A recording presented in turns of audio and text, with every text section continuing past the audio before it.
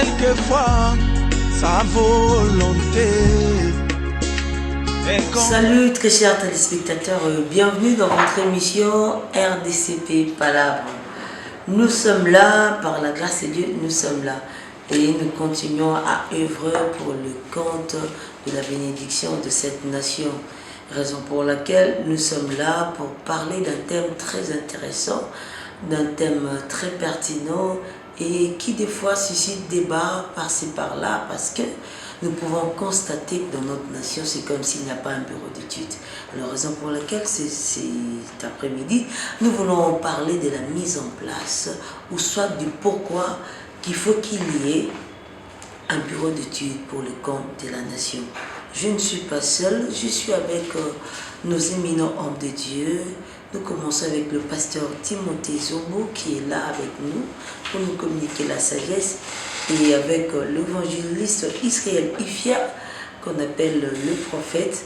Alors vraiment nous serons bénis au travers de tout ce qui sera dit en ce lieu. Nous allons devoir saluer nos invités. Bonsoir papa. Bonsoir ma soeur. Je suis de nouveau ravi de nous rencontrer de nouveau en cette journée dans cette activité qui est nos émissions en ce qui concerne la RDC prophétique, là où nous parlons sur l'évolution de notre pays, notre nation, la République démocratique du Congo.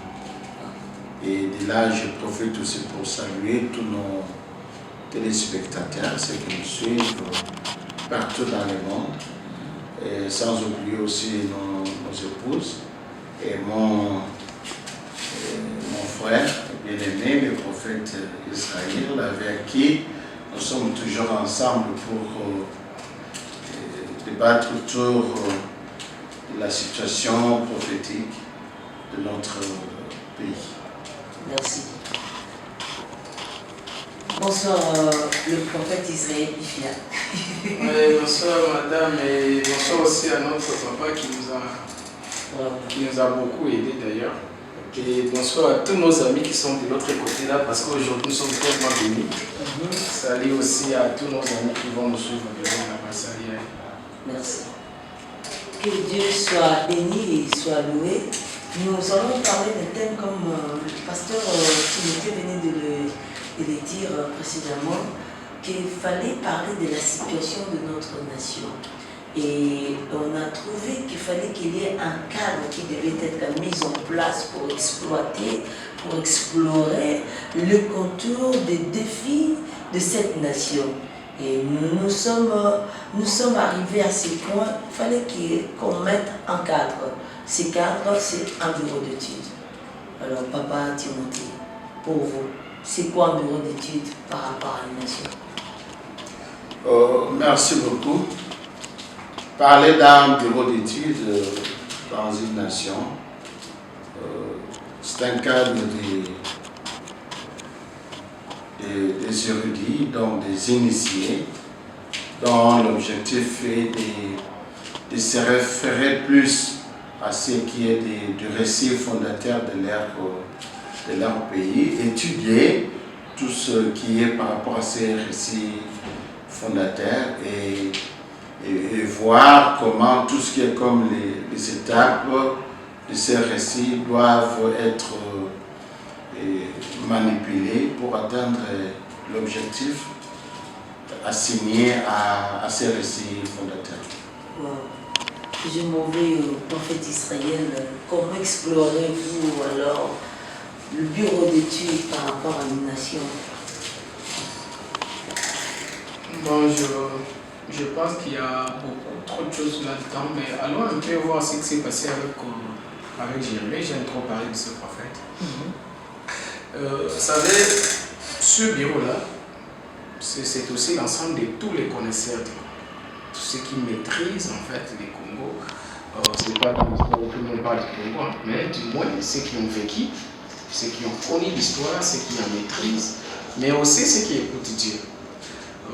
C'est l'ensemble de politiciens, c'est l'ensemble de pasteurs, de prophètes, de professeurs, des avocats, Donc, tous ces gens-là, mais qui sont un peu discrets, qui ne parlent pas trop, qui ne se font pas voir, qui ne sont pas politiques, qui ne sont pas dans des communautés. Hein. En fait, nous sommes deux, ils ne sont pas dans ça.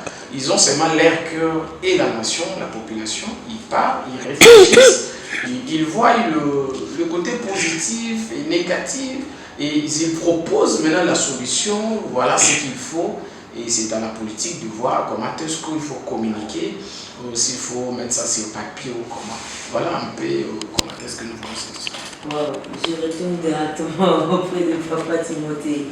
Papa vient de parler de quelque chose de très important, initié. Le prophète Israël a parlé du connaisseur.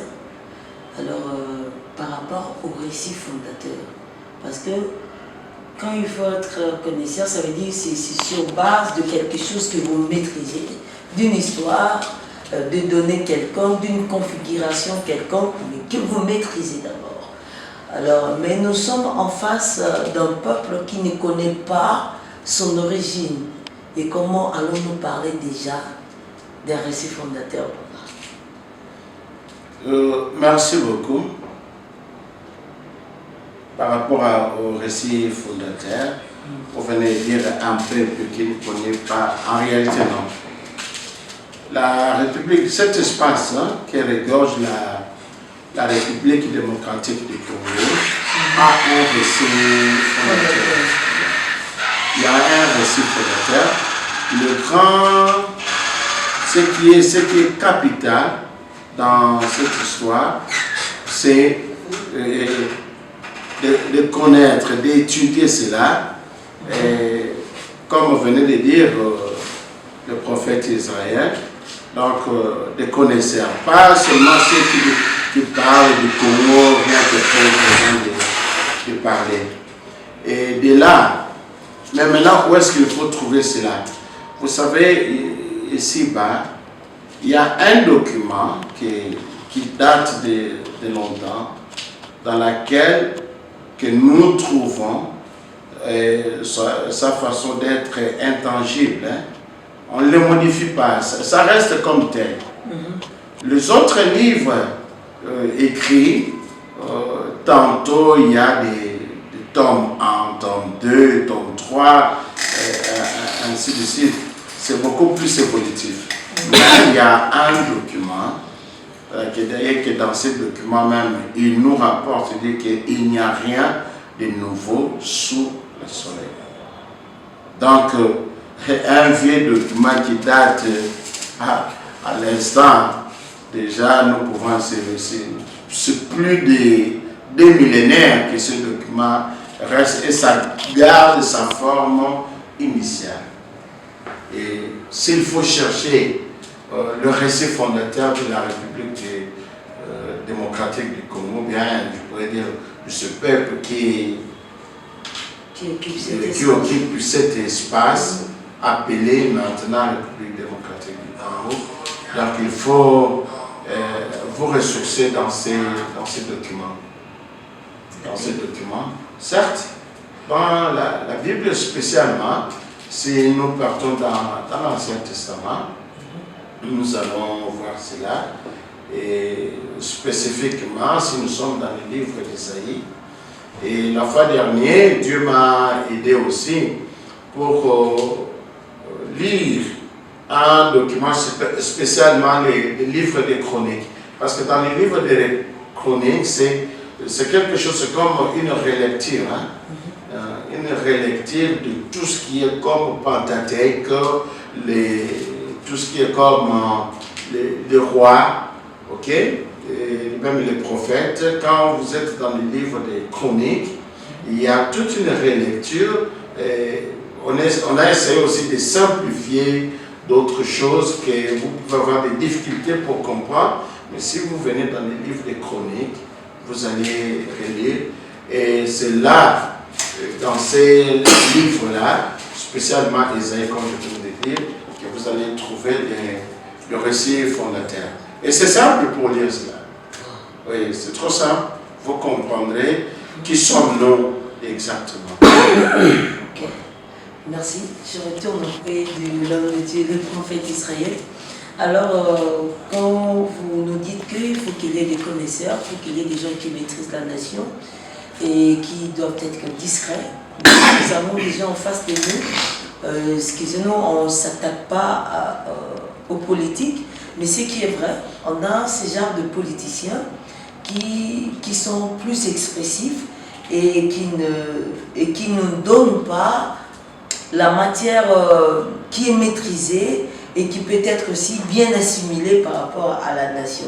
Alors, dans ces cas, tels que s'il faut créer un bureau d'études et avoir tous ces genres de gens peut-être autour de vous, alors comment allez-vous vous y mettre dans la chose? Non, on ne se choisit pas pour se dire que... Bon, là, nous sommes en train de parler par rapport à notre cadre. Oui, on suggère.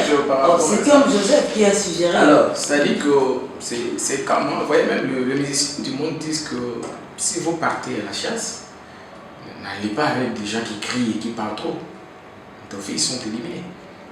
Vous voyez, c'est pas parce que vous êtes politicien que vous maîtrisez le Congo. Non, c'est pas ça. Mais aussi que beaucoup de gens, lorsqu'ils veulent parler du Congo, ils voient le politicien, ils voient le vieux prophète de tel parti ou de tel parti. Mais comprenez un peu ce que papa a dit. C'est-à-dire que si vous revenez dans un livre, ces livres-là parlent de ce peuple-là. Donc, que ce soit le prophète, que ce soit le politique, tous ces gens-là, ils ont parlé, mais ils se sont référés à quelque chose. Et quel a été l'esprit, hein, car la Bible a dit, je crois que c'est dans le livre des AG 1.1, lorsque la Bible dit l'esprit de l'Éternel a poussé Cyrus. C'est-à-dire que nous comprenons si un prophète a parlé, mais c'était quoi l'esprit qui était derrière? Voyez, si un politicien a agi ou il a parlé, c'est qu'il y avait un esprit. C'est-à-dire que le Dieu qui a mis le peuple sur ces grands territoires, c'est lui qui les animait. En fait, c'est comme s'il a utilisé quelqu'un, l'autre là va prendre la deuxième partie, l'autre prendra la troisième. Maintenant, c'est de là que nous disons, ces livres-là vont nous aider, mais aussi, nous allons voir des hommes, hein, parce que ce sont aussi des canaux qui sont déjà utilisés. On va mettre toutes ces intelligences en place. Mais sauf que ce sont des choisis, ce n'est pas tout le monde, parce que vous êtes politicien, mais ce sont des choisis, ce sont des éclairés. Lorsqu'ils parlent, vous écoutez, vous comprenez que là c'est un choisi de Dieu, et je pense que là il n'y a pas de parti pris, et puis il n'y a pas à négocier. Alors, nous poursuivons encore avec vous. Alors, c'est quoi l'impact d'un bureau d'études? C'est quoi l'impact sur le terrain? Parce que nous voyons dans notre nation, on a tellement de défis à relever. C'est quoi l'impact? Qu'est-ce que nous allons gagner, surtout nous la population? Parce qu'il y a trop de décisions qui se prennent, soit des résolutions qui se prennent au niveau des politiques et qui n'arrivent pas à satisfaire le peuple. Mais dans un cadre peut-être plus restreint, un homme de Dieu nous a dit que les résolutions qui doivent être prises, soit par le roi ou soit par le prêtre, doivent réagir en favorable sur la nation. Alors maintenant, c'est quoi l'impact d'un bureau d'études sur une nation telle que la RDC? Bon, je reviens encore à ce que papa avait dit, que si nous sommes un peuple et que si nous sommes ici, voilà. Ce n'est pas un hasard. Non. Il y a un Dieu qui nous a mis là-bas. Alors, s'il y a un Dieu qui nous a mis là-bas, ne soyons pas politiques. Parce que s'il y a un problème aujourd'hui entre le politique et la population, c'est parce que nous sommes trop politiques. Alors, quand nous devenons trop politiques, nous oublions en fait la vraie mission. Or, lorsque nous disons que ces bureaux-là doivent être mis en place, c'est pour que la vraie mission ne soit pas ou soit mélangée à la politique ou confondue à la politique. Okay. Et comprenez aussi que ce bureau-là va jouer le rôle de détenteur de la vérité. Parce que si je suis politique, des fois j'ai une autre manière de voir les choses. Mais ces gens-là sont comme des quartiers. Hein. Je reviens encore dans Jérémie chapitre 26.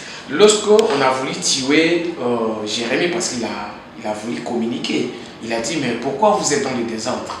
Il a voulu remettre les choses en place. Et la population et les politiques voulaient mettre la main sur Jérémie. Alors, il y avait des détenteurs de, c'est-à-dire, ceux qui regardaient en fait la vérité, la connaissance que les autres n'avaient pas. Ils sont venus pour dire non, ne faites pas ça. Donc le rôle de ces gens-là, c'est aussi d'empêcher que le politique puisse aussi faire des choses qui ne marchent pas par rapport à la mission prophétique de la nation. Aussi aider la population à dire par rapport à ces temps, par rapport à une telle mission, voilà les comportements qu'il faut adopter. C'est-à-dire qu'ils ont un grand rôle à jouer comme aussi les gardiens de la nation. Wow. Je retourne auprès de Papa Timothée. L'impact d'un bureau d'études par rapport à une nation. Merci beaucoup pour votre préoccupation. Je pense comme Papa Israël venait de lire, parce que même quand Papa Israël, je m'arrête plus que même nos téléspectateurs arrivent à bien cerner. Quand Papa, le prophète est en train de parler sur politique, que nous ne serons pas politiques, ainsi de suite, j'aimerais que même les gens arrivent à le comprendre. La politique dont il est en train de, il venait de commenter, c'est cette politique-là où la personne, par rapport à ses propres intentions, il veut manipuler des choses pour sa guise. Donc c'est comme si tirer le drap de son côté, afin qu'il puisse bénéficier par soit des honneurs auprès d'autres personnes. Okay? Et parce que quand on parle de la politique pure, c'est que Dieu a mis en place. Parce que tout ce que Dieu a mis en place, c'est une politique. Ouais. Okay? Donc l'objectif est orienté vers de bonnes choses. Comme lui-même, il dit que tout ce qu'il a fait, ça concourt au bien de ce qu'il a. C'est une politique qu'il a mis en place pour amener les gens à atteindre ce problème-là. Alors, je reviens maintenant en ce qui concerne le bureau d'études. Je voudrais prendre seulement un exemple d'un exploit qui se passe dans la Bible avec notre frère, notre bien-aimé Élie. Élie avec les prophètes Baal, comme je l'avais dit. Pensez-vous qu'Élie est sorti seulement comme ça, il va inviter les gens à venir? Non, il y avait un bureau d'études. Il y avait un bureau d'études. Donc ça signifie Élie était en pourparlers avec Adonai. Bien que la Bible ne présente pas cela, mais Élie était en pourparlers. La raison pour laquelle même par rapport à ces bureaux d'études-là, ça n'a pas besoin que ce soit des gens qu'on puisse les connaître, qui puissent dire non, moi je suis du bureau d'études. Non, non, on n'a pas besoin. C'est comme ça que même la Bible ne présente pas ces moments-là de dialogue entre Adonai et Élie, là où il va recevoir les instructions, là où il va obtenir même comment séquencer tout ce qu'il doit faire, les temps d'envoyer les défis, les temps que les gens doivent se présenter, à quelle heure. Parce que, observez bien, ce n'était pas choisi, même l'heure de l'événement, ce n'est pas choisi au hasard. Tout était chronométré. Donc il y avait une politique de haute gamme. Même par rapport au chrono, les temps qu'on devait donner aux gens, aux prophètes de Baal. Comprenez, observez bien, les prophètes de Baal sont en train de crier et il y a Élie, connaissant que ce n'est pas encore le moment pour lui d'agir, il va leur pousser encore, non, continuez à crier, continuez, peut-être il dort, continuez encore, continuez. Ne pensez pas que tout ce qu'il faisait là, c'était plus pour les humilier, non. Lui, regardait aussi l'heure. Par rapport au protocole d'accord, par rapport au bureau d'études, là où il était avec Adonai, il devait jouer sur la montre. Ok? Donc voilà, tout ce qui s'est passé dans ce bureau d'études, donc Adonai et Élie, l'impact, c'est ce que nous voyons sur le mont Horeb, tout ce qui s'est passé, le peuple qui n'était plus des adorateurs d'Adonai, qui adoraient Baal. Maintenant, par rapport au travail qui ont été menés dans ce bureau d'études, les peuples sont rentrés auprès de l'Éternel. Donc, vous comprendrez déjà la mise en place d'un tel bureau d'études, son impact, ça sera que la RDC, la population qui habite cet espace, va accomplir les desseins de l'Éternel qu'il a donné à cet espace pour accomplir. Toujours avec papa. Alors, merci déjà parce que c'est très bien. Le grand défi actuellement, est que nous avons, ça a été dit clairement, je ne peux pas pointer du doigt, mais ça a été dit clairement, que pourquoi vous faites toujours recours à la mission prophétique de la RDC. Pour que la RDC d'école n'a pas besoin d'une mission prophétique. Alors, aussi longtemps que peut-être ceux qui sont sur le siège décisionnel ne savent pas reconnaître que la RDC a une mission prophétique. La RDC doit honorer un dessein divin. Alors, quel serait l'apport vraiment de ces bureaux d'études? Parce que dans ces sièges décisionnels, il y aura toujours un blocage. Merci beaucoup pour votre préoccupation. Mais ce que nous pouvons vous dire, quand l'Éternel déclenche sa machine, il peut arrêter. Il n'y a personne. Il vous est arrivé de jouer le jeu des dames? 2 ou 3 fois. 2 ou 3 fois. Ouais. Vous voyez comment on place des pions jusqu'à soit atteindre la dame, même avec notre jeu l'échiquier. La manière qu'on joue, l'objectif c'est atteindre soit le roi pour que tout puisse s'arrêter. C'est comme ça. Donc, tout ce monde-là que vous êtes en train d'observer, dont vous dites qu'ils peuvent faire objet de blocage, en réalité, leur blocage participe dans l'attente du moment voulu, le moment planifié par Dieu. Donc, on vous donne seulement la mission. Comprenez, par exemple, avec Jésus-Christ. Judas était là. Mais pour accomplir la... Regardez, Jésus ne savait pas que c'est Judas qui doit le trahir. Mais dans sa divinité, il savait que c'est Judas. Mais est-ce qu'il l'a blâmé? Non, il ne l'a pas blâmé. Il était là jusqu'au temps voulu. On lui dira maintenant qu'il accomplit ce qui a été prévu. Accomplit cela.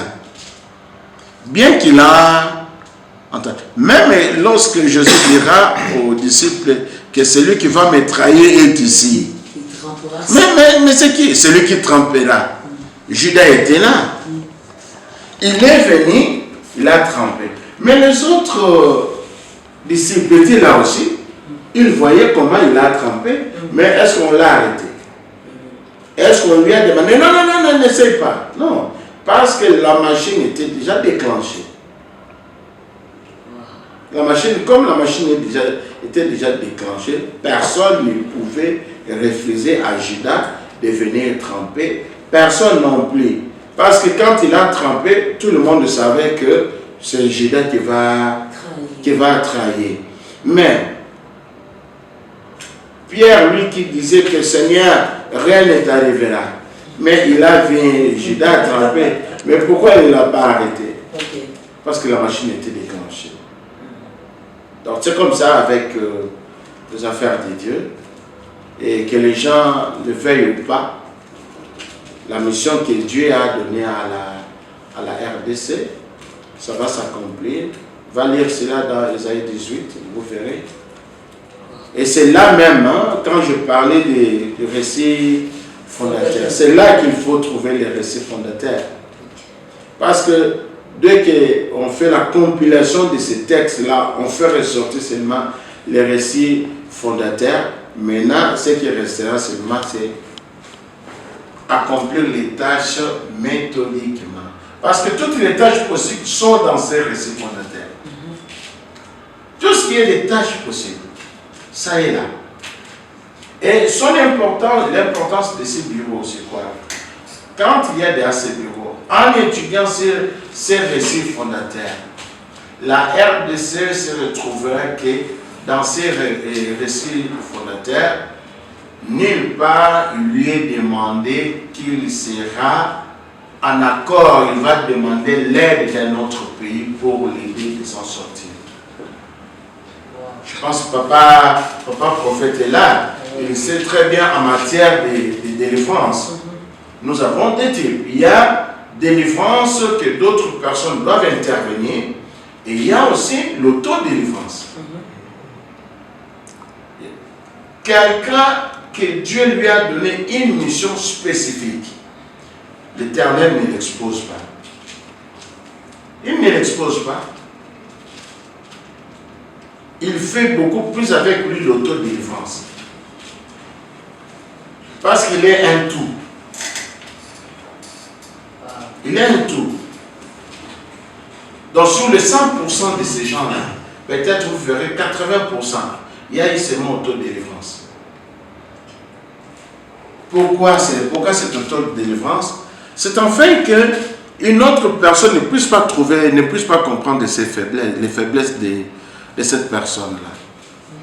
Parce que si la personne, là où il ira pour aller prêcher, pour aller faire ceci, si cette personne-là connaît les faiblesses de ses serviteurs, il aura toujours tendance à dire, ah, lui il vient me parler lui-même d'abord, nous avons même prié pour lui, nous l'avons délivré.